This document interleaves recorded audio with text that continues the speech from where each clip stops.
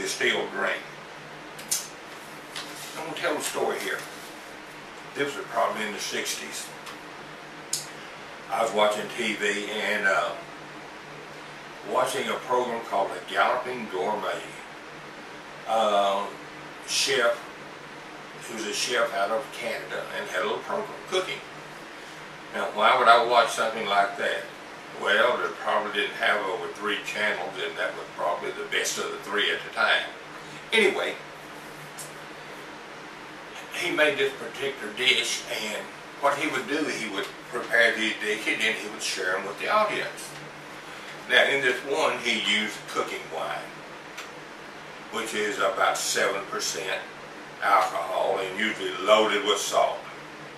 Well, he prepared it, he put the wine in, blah, blah, blah.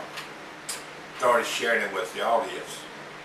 One of these holier-than-thou Christians out there looked down her nose and said, I would never use alcohol in cooking. I'm a Christian, blah, blah, blah. He picked up a bottle, Adam's vanilla extract, and said, you use this? Oh, yes. He said, it says here it's 40% alcohol. So you're saying it's okay for a Christian to use 40% alcohol, but not 7% in your cooking? She didn't say a word. He asked her again, same thing. Again, she didn't say a word. Now,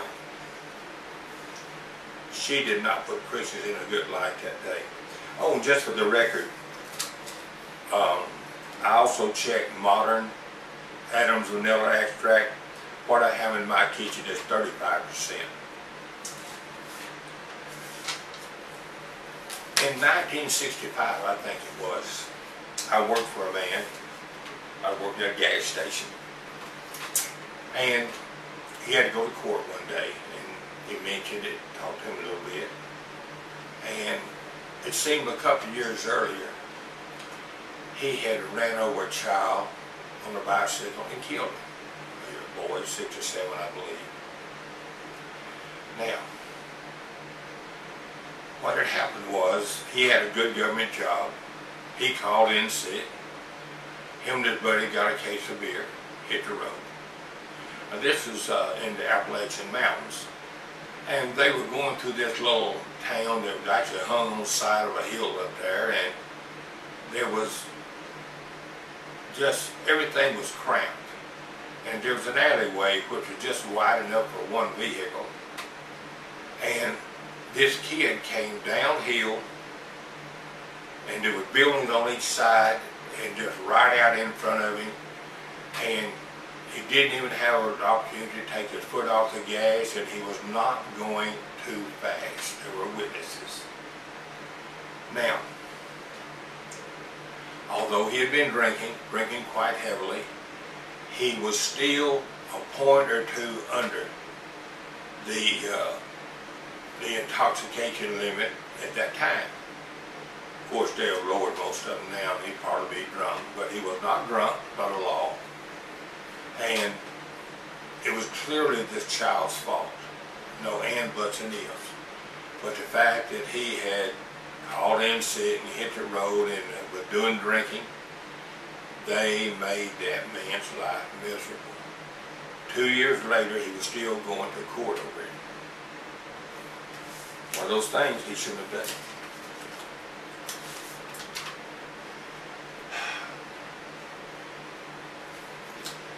If you call yourself a Christian and you use alcohol, I don't really have a problem with you. But if you call yourself a Christian and you abuse alcohol, I have a big problem with you, a big problem.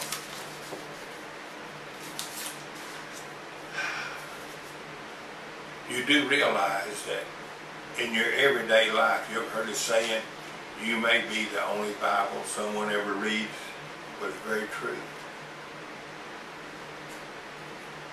A Christian has a standing obligation to at all times, conduct himself in a manner that can be pleasing to God. It's really not that hard to do. A Christian should never drink around children.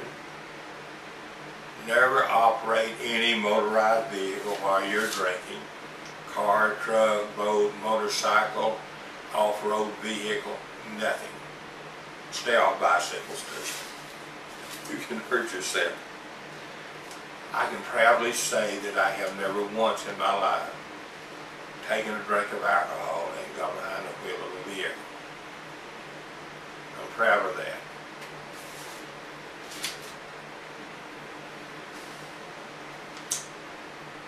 Use alcohol if you must.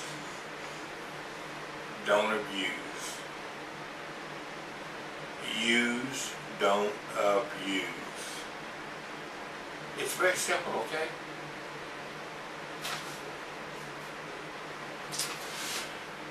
May God bless America.